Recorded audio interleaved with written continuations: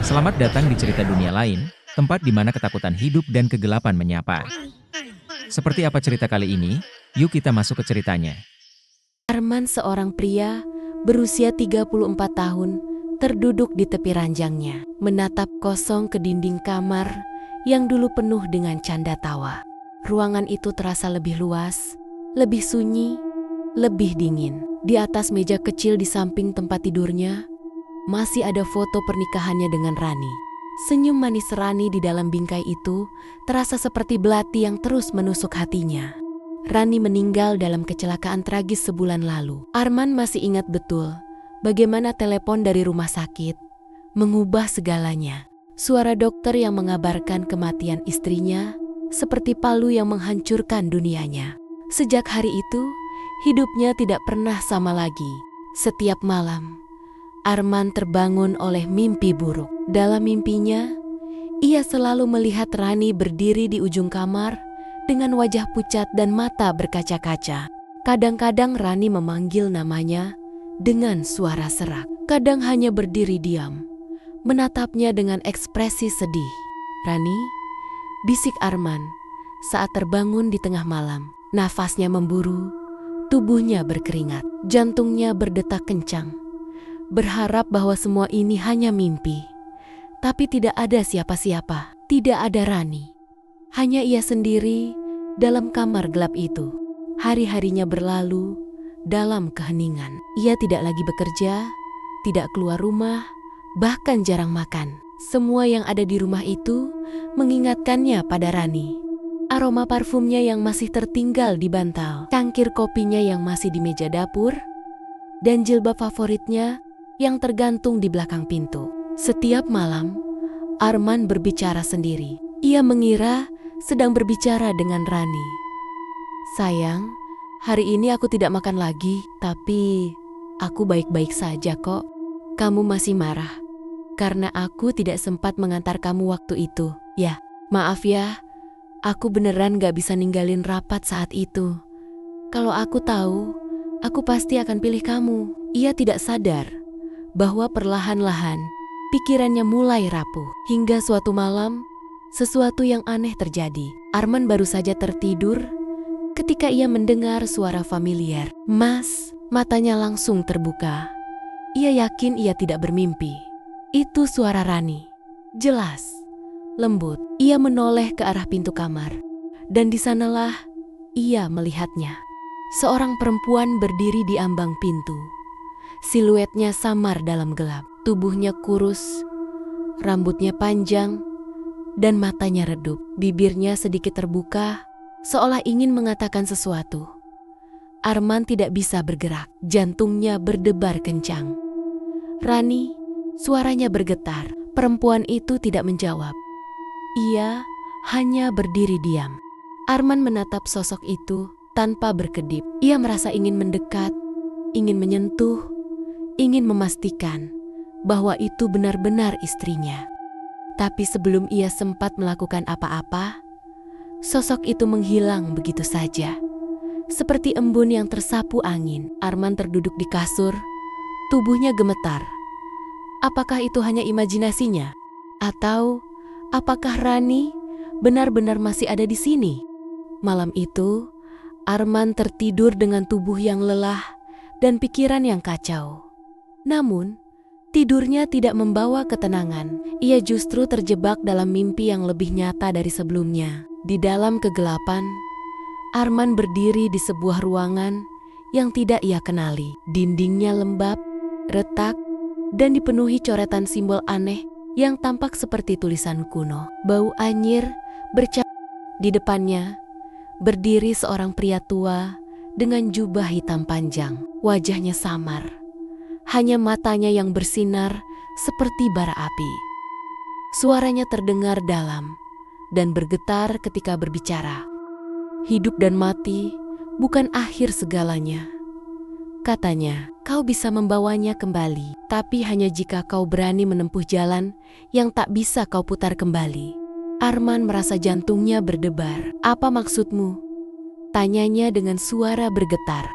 Pria itu mendekat hingga Arman bisa mencium bau tanah basah yang menguar dari tubuhnya. Dengan suara yang nyaris berbisik, ia berkata, "Cari mereka yang memahami kematian lebih dari yang hidup." Seketika, ruangan itu berputar. Arman merasa tubuhnya terhempas ke dalam kehampaan, jatuh tanpa bisa mengendalikan dirinya. Ia terbangun dengan napas memburu. Tubuhnya dibanjiri keringat dingin. Ia terduduk di ranjang, menggenggam kepalanya yang terasa berdenyut. Mimpi itu begitu nyata. Ia tidak bisa mengabaikan kata-kata sosok misterius itu. Sejak malam itu, benaknya dipenuhi satu hal: menemukan mereka yang memahami kematian lebih dari yang hidup. Siapa mereka? Arman mulai menghabiskan waktunya mencari informasi tentang ritual kuno, ilmu hitam, dan kisah-kisah orang yang pernah mencoba membangkitkan yang telah mati. Ia menelusuri forum-forum gelap di internet, membaca buku-buku terlarang yang berbicara tentang kematian dan kehidupan setelahnya. Obsesinya semakin menjadi. Malam demi malam, ia begadang, mencari petunjuk yang bisa membawanya lebih dekat kepada jawaban. Lingkaran hitam di bawah matanya semakin dalam, pipinya semakin tirus, dan tubuhnya terasa semakin lemah. Hingga suatu malam, ia menemukan sebuah nama yang terus muncul di berbagai sumber seseorang yang dikenal sebagai sang penjaga gerbang kematian. Orang-orang di forum mengaku pernah mendengar namanya, tetapi hanya sedikit yang benar-benar tahu keberadaannya. Namun satu hal yang pasti, orang itu ada, dan Arman harus menemukannya. Arman semakin dalam terjerumus ke dalam pencariannya yang berbahaya. Tidur dan makan bukan lagi prioritasnya, hanya satu hal yang ada di benaknya: menemukan cara untuk membawa Rani kembali. Setelah berhari-hari menyusuri forum-forum gelap dan membaca buku-buku terlarang, ia menemukan satu nama yang terus muncul dalam bisikan-bisikan misterius: Mbah Wiryo. Orang-orang yang membicarakannya tidak pernah menyebut nama itu dengan lantang. Mereka hanya menyampaikan cerita dengan suara berbisik, seolah takut sesuatu akan mendengar. Konon, Mbah Wiryo adalah seorang kakek tua yang tinggal di desa terpencil di tengah hutan. Tidak ada yang tahu pasti usianya, tapi banyak yang bersumpah bahwa mereka telah mendengar kisahnya sejak puluhan tahun lalu. Yang lebih mengerikan, dikatakan bahwa ia pernah melakukan sesuatu yang seharusnya tidak mungkin, menghidupkan seseorang yang telah mati. Namun, tidak ada yang mau membicarakan lebih jauh tentang bagaimana hasil dari kebangkitannya. Semua yang mencari Mbah Wiryo diperingatkan bahwa jalan pulang tidak selalu ada bagi mereka yang menemukannya. Tapi Arman tidak peduli. Dengan tekad yang semakin menguat, ia mulai mencari cara menuju desa terpencil itu. Tidak ada informasi jelas di peta atau internet. Hanya sedikit petunjuk dari cerita rakyat dan kisah-kisah buram yang beredar di kalangan orang-orang tertentu. Dari seorang pria tua di pasar malam yang tampak ketakutan saat Arman bertanya, ia mendapat satu petunjuk. Desa itu berada di balik hutan yang jarang dilewati orang, di utara sebuah sungai tua yang tak lagi ada di peta modern. Orang-orang desa sekitarnya menyebutnya sebagai Desa Wono Aji, meskipun namanya sudah lama menghilang dari catatan resmi. "Bocah, aku sarankan kau lupakan ini," kata pria tua itu dengan suara gemetar. Mereka yang pergi ke sana tidak selalu kembali dalam keadaan yang sama. Tapi Arman tetap bersikeras. Ia mempersiapkan segala yang ia butuhkan. Senter, peta lama yang ia temukan di sebuah toko barang antik, dan sedikit perbekalan. Malam itu, ia meninggalkan rumahnya. Dengan mobilnya, ia berkendara jauh ke pelosok, melintasi jalan berbatu dan desa-desa yang semakin sunyi. Hingga akhirnya, ia tiba di batas hutan yang dimaksud. Jalan di depannya berakhir, hanya ada pepohonan lebat yang menjulang tinggi, seakan menjadi gerbang bagi sesuatu yang tidak ingin ditemukan. Dari dalam hutan, terdengar suara gemerisik samar. Arman menelan ludah. Ia tahu, setelah ini tidak akan ada jalan kembali yang mudah. Dengan senter di tangan, ia melangkah masuk ke dalam kegelapan hutan, dan petualangannya menuju ritual terlarang pun dimulai.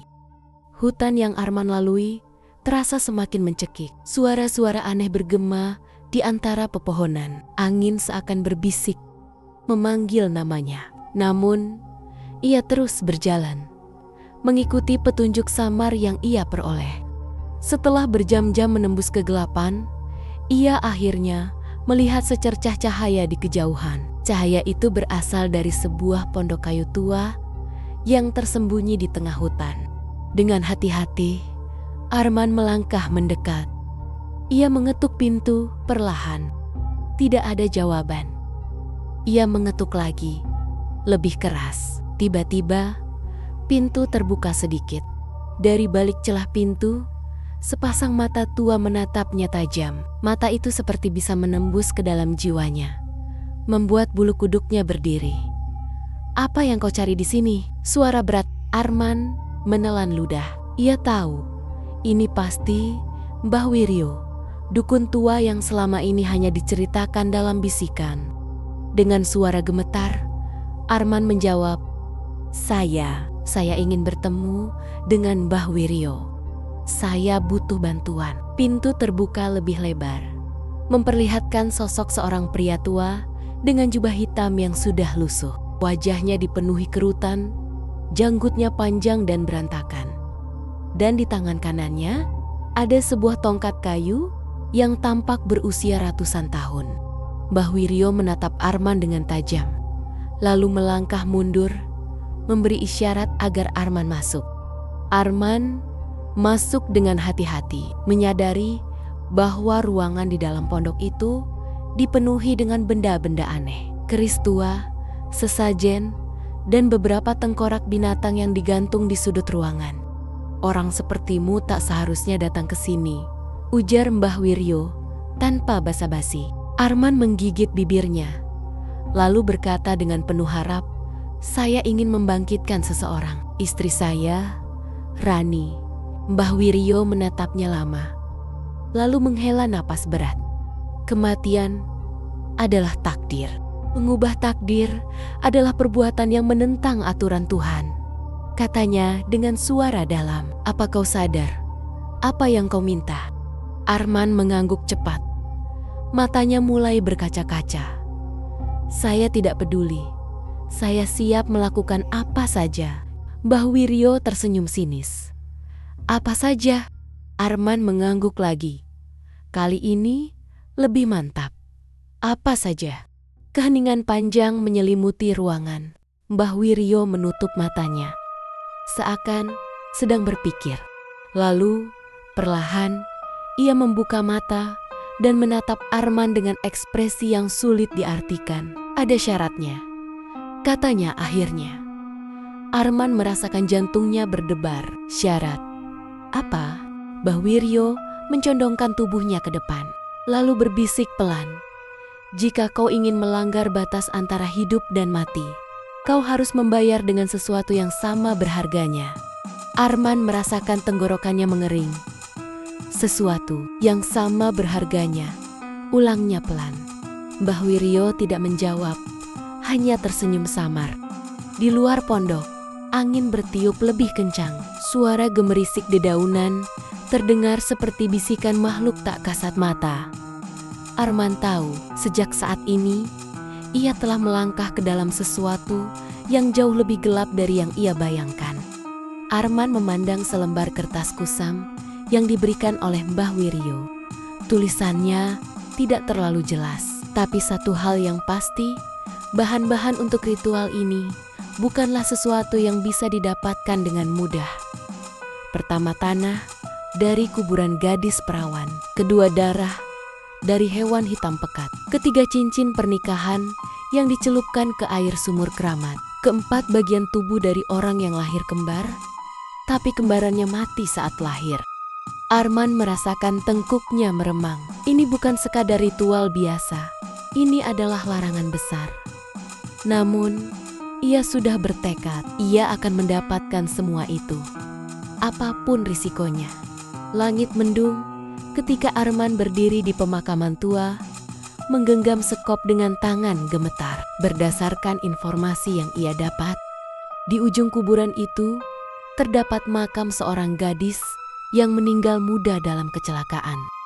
Saat Arman mulai menggali, udara di sekitarnya tiba-tiba terasa berat. Napasnya menjadi lebih sulit, seakan ada sesuatu yang menekan dadanya. Kemudian, suara berbisik terdengar dari balik pepohonan. "Pergi, jangan kau usik tidur mereka."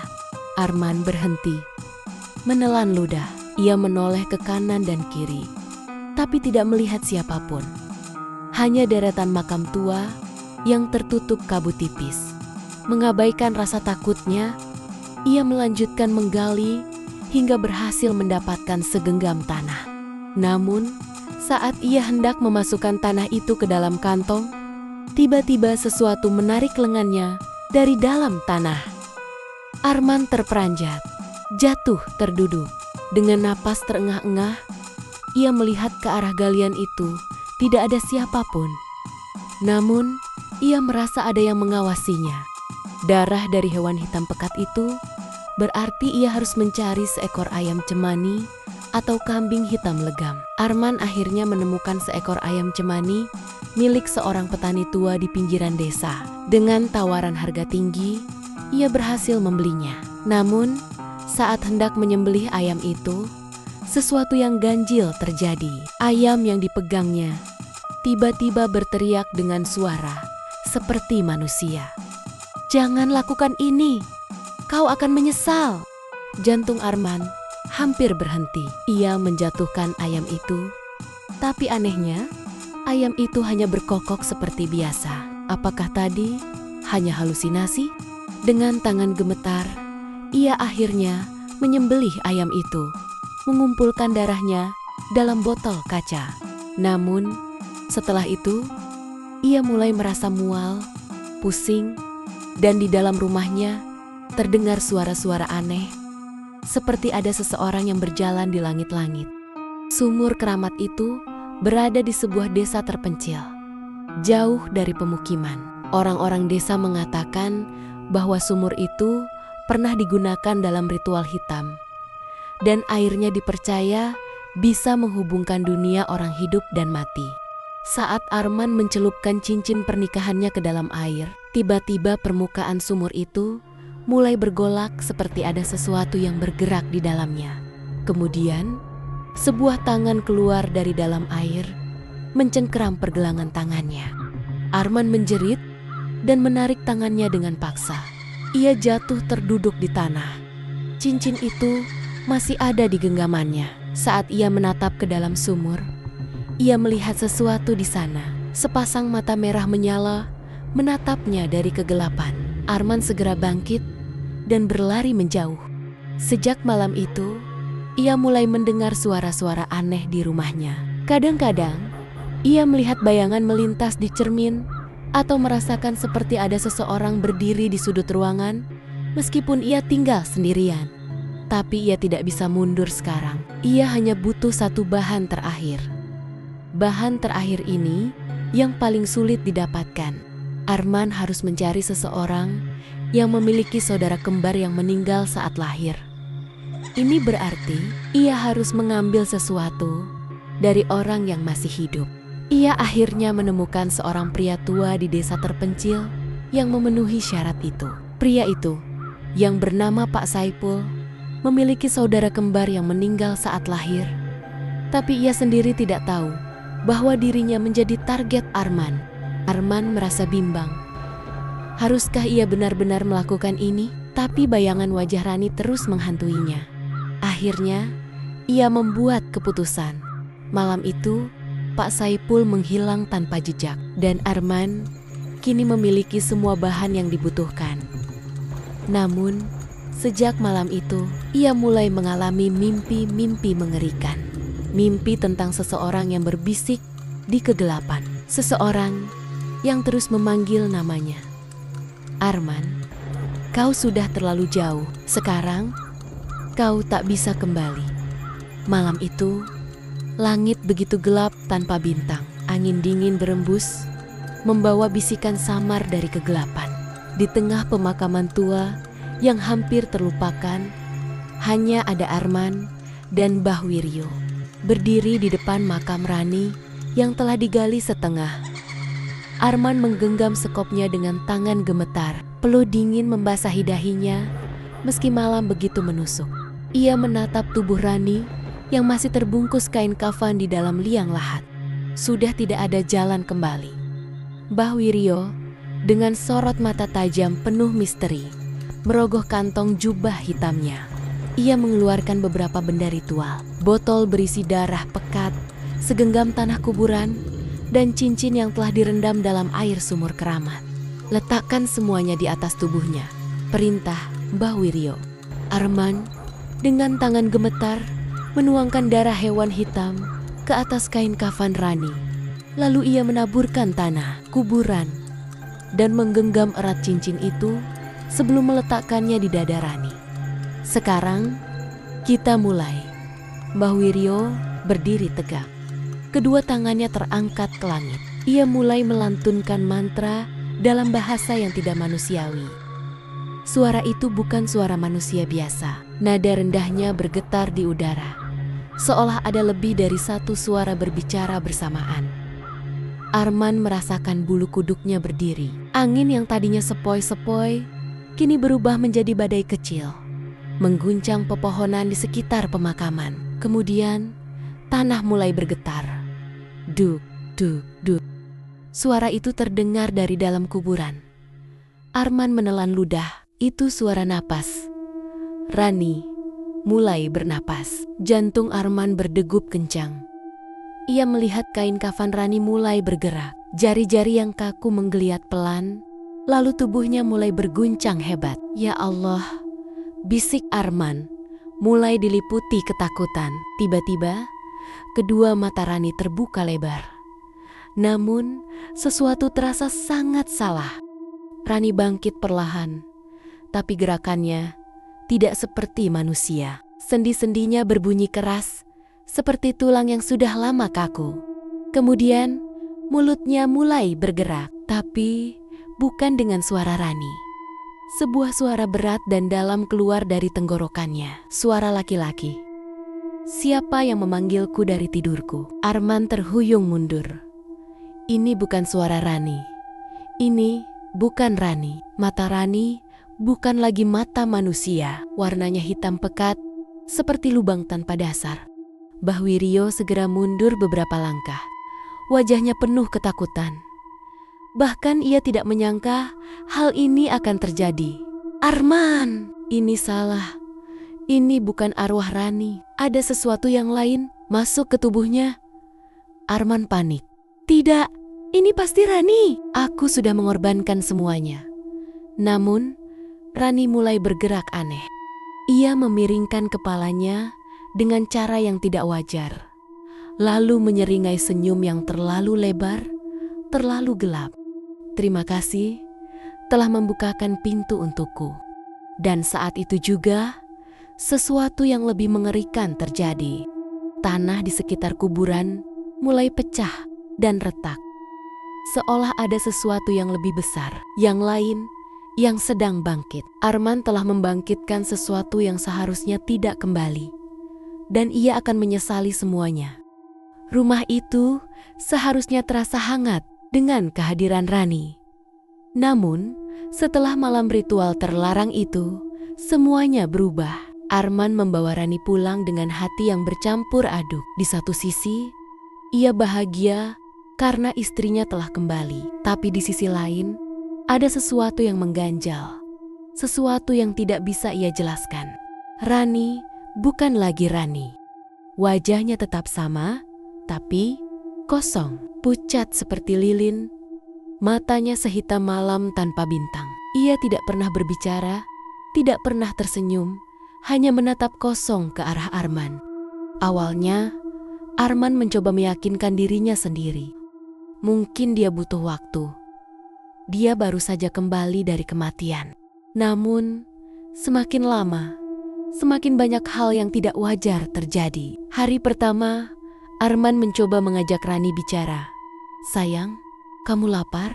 Rani tidak menjawab. Ia hanya duduk di kursi, menatap lurus ke depan tanpa ekspresi. Tangannya diam di pangkuannya, jari-jarinya tidak pernah bergerak. Arman menggenggam tangannya dingin seperti es. "Rani, ini aku." Arman tak ada reaksi. Namun saat malam tiba, semuanya menjadi lebih buruk. Saat Arman bangun di tengah malam, ia menemukan Rani berdiri di pojok kamar. Ia tidak bergerak, tidak berkedip, hanya berdiri di sana, menatap ke dinding. Arman menelan ludah. Mungkin dia mengigau, pikirnya. Pelan-pelan, ia mencoba mendekati Rani. "Sayang, ayo tidur lagi." Namun, begitu ia hampir menyentuh bahunya, tubuh Rani tiba-tiba berbalik dengan kaku, tanpa gerakan alami manusia. Kepalanya miring sedikit, matanya masih kosong. Dan kemudian mulutnya bergerak. Namun bukan untuk berbicara. Ia tersenyum, senyum yang terlalu lebar, terlalu lama. Arman langsung mundur. "Ya Allah," bisiknya, ketakutan. Rani tidak berkata apa-apa. Setelah beberapa menit yang terasa seperti selamanya, ia berjalan kembali ke tempat tidur dengan gerakan yang aneh kaku, seolah tulang-tulangnya tidak bekerja dengan benar. Ia berbaring di samping Arman, menutup mata, seolah tidak terjadi apa-apa. Arman tidak bisa tidur lagi malam itu. Hari-hari berikutnya, keanehan semakin menjadi-jadi. Rani tidak pernah makan. Makanan yang disiapkan Arman tetap utuh, tak pernah disentuh. Ia tidak pernah berbicara, hanya diam, menatap, dan sesekali tersenyum dengan senyum yang terlalu lebar. Ia tidak pernah tidur. Arman selalu menemukannya berdiri di pojok kamar setiap malam. Sampai suatu malam, Arman mencoba sesuatu yang tidak seharusnya ia lakukan. Ia berpura-pura tidur, mengintip dari balik selimut. Dan saat itulah, ia melihat sesuatu yang membuat darahnya membeku. Rani tidak hanya berdiri, ia menghadap ke tempat tidur, menatap Arman. Tidak bergerak, tidak berkedip. Arman menutup matanya rapat-rapat, berharap ini hanya mimpi buruk. Namun, ia bisa merasakan sesuatu mendekat. Napas dingin menyentuh wajahnya, dan saat ia memberanikan diri untuk membuka sedikit matanya, Rani sudah ada di sampingnya, menatapnya dari dekat. Senyum itu semakin lebar. Malam-malam, Arman semakin panjang. Ia tak bisa tidur, tak bisa makan dengan tenang. Setiap kali ia memejamkan mata, ia merasakan sesuatu yang salah. Rani atau makhluk yang menyerupainya masih melakukan kebiasaan yang sama. Diam, berdiri di pojok kamar setiap malam. Namun kini, ada sesuatu yang baru. Bisikan. Suatu malam, Arman akhirnya tertidur karena kelelahan. Di dalam tidurnya, ia mulai mendengar suara. Suara Rani, "Sayang, kau mencintaiku kan?" Lembut, samar, hampir seperti suara Rani yang dulu. Arman menggumam dalam tidur. "Tentu, aku mencintaimu." Namun, suara itu kembali. "Kalau begitu, kenapa kau membangkitkanku?" Arman mengerutkan kening dalam mimpinya. Ia mencoba berbicara, tetapi lidahnya terasa berat. Suara itu mendekat. "Arman, aku bukan Rani." Tiba-tiba, suara itu berubah menjadi lebih dalam, lebih dingin, lebih tidak manusiawi. "Aku hanya wadah yang kau panggil dari kegelapan." Arman terbangun dengan napas tersengal. Ia langsung melihat ke sebelahnya. Rani masih di sana, diam. Matanya tertutup, seolah tertidur, seolah tidak pernah berbicara. Namun, sesuatu terasa berbeda. Hidung Arman menangkap bau busuk yang menyengat, bau daging membusuk. Ia menelan ludah, tubuhnya gemetar. Perlahan, ia menyingkap selimut dan melangkah mundur, Tapi saat itu juga, Rani membuka mata. Mata itu hitam pekat, kosong, seperti jurang yang tak berdasar. Arman membeku, dan tiba-tiba Rani berbicara. Suara yang sama persis dengan bisikan dalam mimpinya. "Kenapa kau membangkitkanku, Arman?" Suara itu bergema, seolah datang dari banyak arah sekaligus. Arman ingin berteriak, tetapi tubuhnya terasa terkunci di tempat. Rani tersenyum perlahan. Senyum itu tidak manusiawi, dan dalam sekejap mata, tubuhnya menghilang. Arman terjatuh ke lantai. Napasnya memburu. Ia melihat sekeliling kamar, mencari sosok istrinya. Kosong, hanya ada keheningan. Sampai suara itu datang lagi. "Aku selalu di sini." Arman berbalik, dan di cermin kamar, ia melihat sesuatu yang membuat jantungnya hampir berhenti. Di balik pantulan dirinya, Rani berdiri tepat di belakangnya, dengan mata hitam pekat dan senyum yang teramat lebar. Malam semakin larut. Angin dingin berembus melalui celah-celah jendela rumah tua itu. Arman duduk di sudut kamar. Tubuhnya gemetar. Setiap sudut ruangan terasa gelap dan menyesakkan. Ia merasa sesuatu selalu mengawasinya dari balik pintu. Tetapi setiap kali ia memberanikan diri untuk melihat, tidak ada apa-apa. Namun, ia tahu, ia bisa merasakannya. Rani, istrinya yang telah kembali dari kematian, semakin hari semakin berubah. Awalnya, ia hanya diam dan tidak berbicara. Tapi kini, tingkah lakunya semakin mengerikan. Ia sering berdiri di sudut ruangan, menghadap tembok selama berjam-jam tanpa bergerak. Kadang-kadang, Arman mendengar suara bisikan lirih dari arah istrinya. Meskipun bibirnya tidak bergerak, yang paling mengerikan adalah ketika Arman melihatnya di depan cermin. Rani berdiri di sana, menatap bayangannya sendiri, tidak berkedip, tidak bergerak. Tapi bayangannya di cermin tampak tersenyum, seolah ada sesuatu yang lain yang mengendalikannya. "Rani," panggil Arman dengan suara gemetar. Pelan, kepala Rani menoleh ke belakang. Tidak seperti gerakan manusia biasa, lehernya memutar perlahan tanpa tubuhnya ikut bergerak. Mata kosongnya menatap Arman, dan senyumnya melebar dengan cara yang tidak alami. Arman tercekat. Ia merasa seperti melihat sesuatu yang bukan lagi istrinya. Ketakutan yang semakin menjadi-jadi mendorong Arman untuk kembali menemui Mbah Wiryo. Dengan napas tersengal, ia tiba di rumah dukun tua itu. "Aku sudah memperingatkanmu, Nak," ujar Mbah Wiryo dengan suara berat. "Kau telah melanggar keseimbangan dunia ini, dan kini kau harus menanggung akibatnya." Arman berlutut. Air matanya jatuh. "Tolong, Mbah, saya tidak ingin seperti ini. Saya hanya ingin Rani kembali." Mbah Wiryo menatapnya dalam-dalam, seakan menimbang sesuatu. Ia lalu menghela napas berat. "Ada satu cara untuk mengembalikan keseimbangan." Arman menegakkan tubuhnya, matanya penuh harapan. "Apa yang harus saya lakukan?" Mbah Wiryo menatapnya dalam-dalam. Ia menatap Arman dengan sorot mata yang penuh belas kasihan, seolah tahu bahwa keputusan ini akan menghancurkannya. "Untuk mengambil kembali nyawa yang telah kau kembalikan, harus ada pengorbanan. Dan itu adalah kau sendiri." Malam itu, hujan turun rintik-rintik di luar rumah. Angin berembus kencang, membuat jendela bergetar dan lantai kayu sesekali berderit. Di dalam kamar yang remang-remang, Arman tertidur dengan gelisah.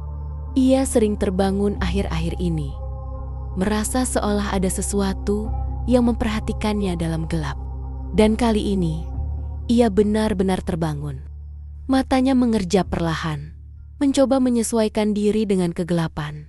Suasana terasa lebih dingin dari biasanya. Dada Arman naik turun dengan napas berat, dan ia mulai sadar bahwa ada sesuatu yang tidak beres. Ketika ia menoleh ke samping, ia melihatnya. Rani duduk di atas tubuhnya. Gaun putih lusuhnya tampak basah, rambut panjangnya menutupi sebagian wajahnya. Tapi yang paling mengerikan adalah matanya hitam pekat tanpa bola mata. Hanya kekosongan yang menatap lurus ke arahnya. Senyum lebarnya merekah hingga hampir mencapai telinganya. Seolah-olah ada sesuatu yang lain di balik wajah itu. Arman mencoba bergerak, tapi tubuhnya tidak bisa digerakkan. Dari bibir Rani yang kering dan pucat, terdengar bisikan lirih yang bergema di dalam kepalanya. Kau sudah membawa kembali mayat, tapi apakah kau siap untuk menggantikannya? Seketika, jantung Arman berdetak liar. Ia ingin berteriak, ingin berlari, ingin melawan, tapi tubuhnya benar-benar terkunci. Ia hanya bisa merasakan napas dingin Rani menyentuh wajahnya. Semakin dekat, semakin menusuk ke dalam tulangnya. Tiba-tiba, sesuatu menekan dadanya. Rasanya seperti ada tangan-tangan tak terlihat yang menariknya ke dalam kegelapan. Napasnya semakin berat. Pandangannya mulai mengabur. Dunia di sekelilingnya perlahan memudar. Seolah ia sedang tenggelam ke dalam kehampaan yang tak berujung. Lalu semuanya menjadi gelap. Keesokan paginya, rumah itu kosong. Pintu depan terbuka sedikit. Angin dingin menerobos masuk. Tidak ada tanda-tanda kehidupan di dalamnya. Semua perabotan masih di tempatnya. Hanya ada satu hal yang berbeda. Cermin di kamar Arman kini retak, seolah sesuatu telah menghantamnya dari dalam. Arman tidak pernah ditemukan lagi. Tapi setiap malam, tetangga yang lewat mengaku masih mendengar suara samar di dalam rumah itu, bisikan pelan yang memanggil nama seseorang. Malam-malam di desa itu kini tak pernah benar-benar sunyi. Ada satu rumah di ujung jalan yang selalu membuat bulu kuduk meremang setiap kali seseorang melewatinya. Rumah itu adalah rumah Arman yang kini terbengkalai dan tak berpenghuni. Beberapa tahun telah berlalu sejak insiden mengerikan itu. Tak ada yang benar-benar tahu apa yang terjadi pada Arman. Tapi semua orang tahu satu hal, sesuatu yang tak seharusnya dipanggil telah kembali. Dan kini rumah itu menyimpan rahasia kelam. Rumah itu kini dibiarkan begitu saja. Jendelanya berdebu, pintunya terkunci rapat, dan tanaman liar telah tumbuh memenuhi halaman. Namun, warga sekitar mengaku sering melihat sesuatu di dalam rumah itu. Di jendela kamar utama, ada sosok wanita pucat yang duduk diam, menatap keluar dengan mata kosong. Ia selalu muncul menjelang tengah malam, seperti sedang menunggu seseorang pulang. Rambut panjangnya kusut, gaun putihnya lusuh, dan kulitnya tampak pucat kehijauan seperti seseorang yang telah lama membusuk di dalam tanah. Namun yang paling menyeramkan adalah suara yang muncul setiap malam Jumat.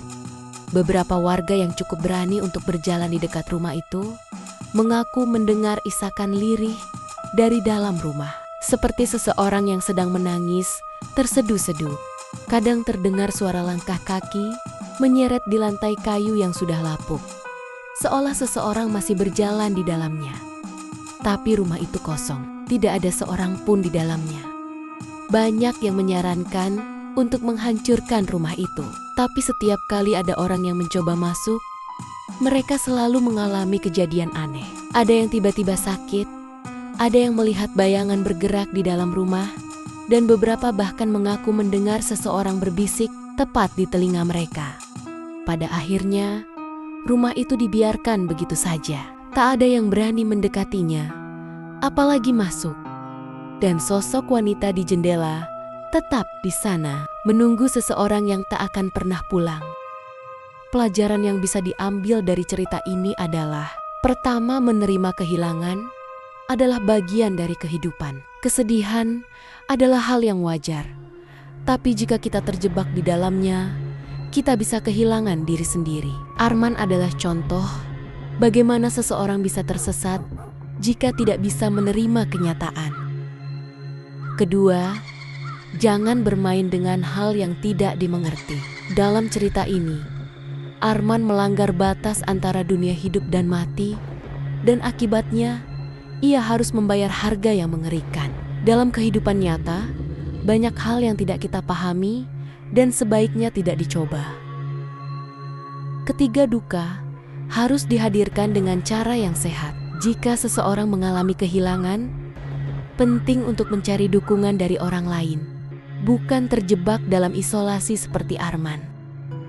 Keempat, jangan takut untuk mencari bantuan. Jika kesedihan dan trauma terlalu berat, carilah bantuan dari keluarga, teman, atau bahkan profesional. Tidak ada salahnya untuk berbagi beban emosional.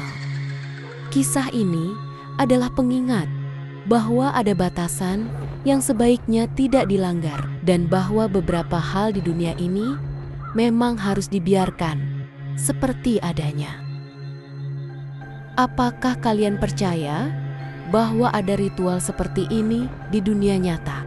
Banyak cerita dari berbagai budaya yang menyebutkan adanya ritual untuk memanggil arwah orang yang sudah meninggal. Beberapa orang percaya, sementara yang lain menganggap itu hanya mitos. Bagaimana menurut kalian? Apakah ritual semacam ini benar-benar ada atau hanya sekadar legenda? Kalau kalian suka cerita ini, jangan lupa like, komen, dan subscribe supaya kalian tidak ketinggalan cerita horor lainnya. Aktifkan lonceng notifikasi agar selalu update dengan kisah-kisah seram terbaru. Sampai jumpa di cerita selanjutnya.